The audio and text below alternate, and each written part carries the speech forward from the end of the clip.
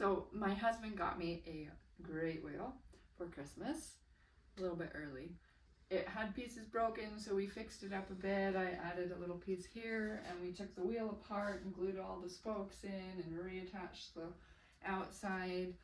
And then I started looking up YouTube videos of how to spin on it, and I couldn't get it. And finally, it twigged. I usually spin on these. I've been spinning for 5 years. I have about 15 different spinning wheels. And when we spin on these, we have 2 hands to work with, but on the great wheel we only have 1. So this hand acts as basically a brake. So I can pull yarn out and then get it spun up. But on a great wheel you only have 1 hand. So what acts like your brake? So it was a little bit of a aha moment for me, because on the great wheel you can use this tip as the brake, and it's going to help you draft out with a full. So usually the things that I saw online was they draft like a ghost, and this is not tight, this roving. But this one is actually from some store-bought acrylic. And let me just grab the ball, I'll show it to you. You know, it's like the new fad to have non-spun rovings just twisted together to make yarn, but I really think that's really silly that they did that. Anyway, I just unspun it, and I grabbed one of the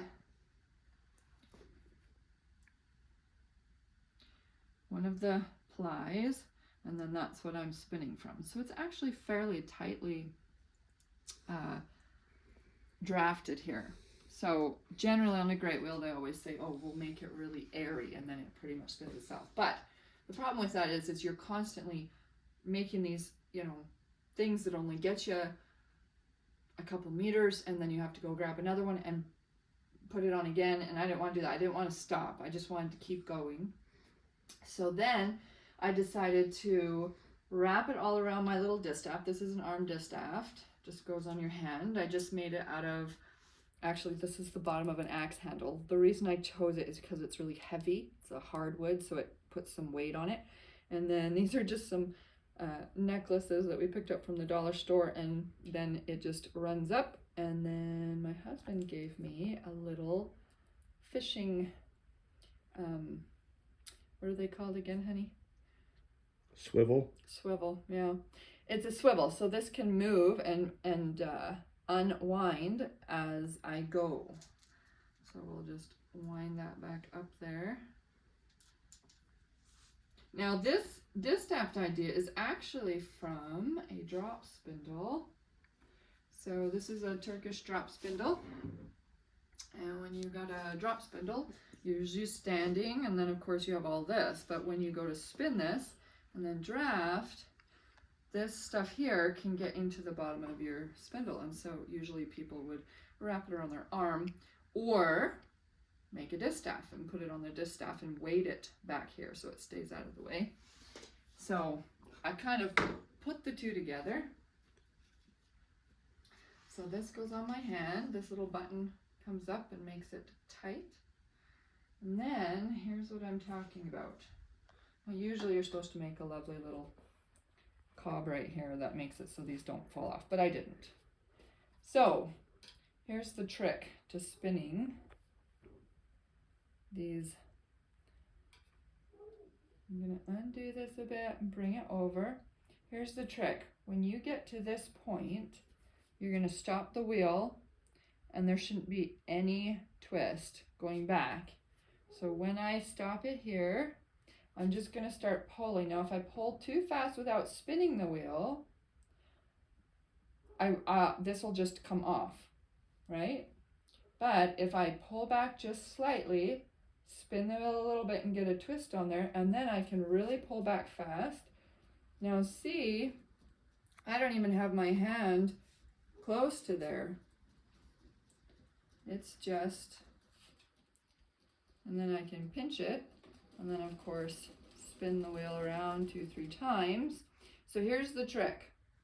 We're gonna go back a bit, so go up there, we're gonna go back a bit, we're gonna wind it on, and as soon as I get to where my fingers are, that's where I'm gonna stop, and my wheel's gonna stop, and then, there we go, and then it's all just roving, and I can continue pulling, see, it's pulling right off of this, so this is basically my hand that's pinching that. Now, you can say, well, this isn't spun, but it will get spun as soon as you back off to roll it back on. The twist that was on there before rolls up into that. So it actually does work. So here's the trick. We're going to pull back a little bit. I can feel a tug and I can see that it's twisted just slightly. I'm going to move. So if you look at the wheel, I'm only moving it slightly. So I moved it like maybe, I don't know, 2 inches. And then I can start feeling it come up in here. So I'm going to start pulling on this, right? And then we're going to spin, and I'm going to pull and spin and pull. And you can get to the point where you can just go real fast. Okay, so again, look at that. Beautifully consistent. Okay, so we're going to go back. Bring it onto the spindle, wind it up. When we get to here, put your finger, your pinch right into the end of this. That acts as your stopper. And then start pulling again. Spin just an inch or 2 to get it started. And then you can just start pulling back. And this is really tightly wound roving. So you do not have to prepare your roving like a ghost. You're just simply using this tip as your second hand that pinches, okay? So here we go again, we're gonna pull. Now, I'm gonna do something to show you. If I spin it up a little bit too much, okay, and I didn't pull back fast enough, it's gonna be thick, okay? And I don't want it that thick, so here's what you do. You're gonna stop spinning. You're gonna take this hand right on the other side of where it's thick, so right here.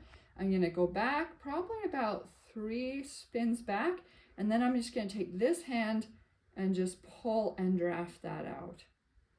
And then bring my hands down. And so it's thick right here. You can drop it and you can draft that if you want. This is what you're going to be doing right at the beginning. And you can tell it's really loose. So here's what's really fun. And a pinch here. And while I'm spinning the wheel, I'm going to draft this and tighten it. Okay, ready? So I'm going to pull it and keep pulling it. I'm not adding anything. I'm just drafting it out. That's how much was in there. So my hand went back pretty far. Okay, so now take a look at it. Isn't that beautiful? Now, if you don't know if you have enough twist, go ahead and let it go down. And then all you have to look at is this little plied part. And that's going to tell you what type of yarn you get. And I don't like to do it an overspun because I like my yarn soft. And if you look at store-bought yarn, it's pretty soft. So that's about right. If we wanted to go just a bit more, we can go a bit more. And then I'm pretty far out. And of course we can, oh, just a second. Of course we can go above our head like this, roll back and put it on, but that gets a bit hard. So here's the trick. You can do something called a butterfly. So you're gonna pinch in like that and roll it over your fingers like this. Okay, and that gets you closer to here. And then we can roll it in and put it where we want it. And then you hold your hand like this, and it's going to come off your thumb and your finger like that, all the way up to that point. Ooh. And it came off. Okay, but you would stop, obviously. But that's how you can do it instead of trying to lift above your head and get it all in there. You can just wrap it around your hand and bring it up. So then the next part, because it fell off, we'll take advantage here. So we're going to leave this loose like this. You lay it on top, okay? And I have a little bit of wispies sticking that way and wispies sticking this way. What we're going to start with is we're going to draft it and then twist that in. So did you see this little part of this one came and it started to twirl around that? So we're gonna draft a bit and start it in. And then I'm gonna pinch because I want it to really attach. And we're gonna draft that in. And then from here to here, I'm gonna roll that up. So here we go, up to there, okay? And then it's not quite all the way in yet, so we're just gonna draft back a bit. And then, there we go, we're back on. Okay, so there you go. And if it's not as thin as you want, go ahead and just unroll here and pull. You can do it anywhere along the line, wherever you want to get a little bit more out of the bulk of it. Okay, and then we'll look at that. Roll it up and on, bring it right until your fingers pinch that. Start pulling back a little bit there. So all you're working at is the ratio of your hand being pulled back to how much you're spinning. Now I've been spinning on this great wheel, I don't know, maybe a total of 3 hours total, and I'm already spinning like that. It's pretty good. Anybody should be able to spin this way. The trick is just using the tip as your second hand, right? And if you spun it just a bit, you can undo it here. You spun it up just a little bit too much, there you go. And spin. Now the reason I figured there was a better way to do this than how other people were doing it online was because in my family history, my 5th great grandmother would spin up to 40 skeins a day. Now I sat for 6 hours on this little wheel and I spun 8.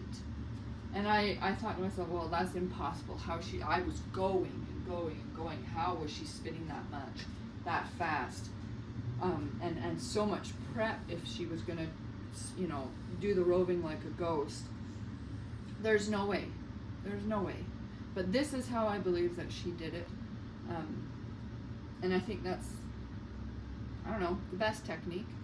And all I did was thought about how I spun on here and how I stopped it, grabbed my little distaff, and yeah, you can spin quite fast on it.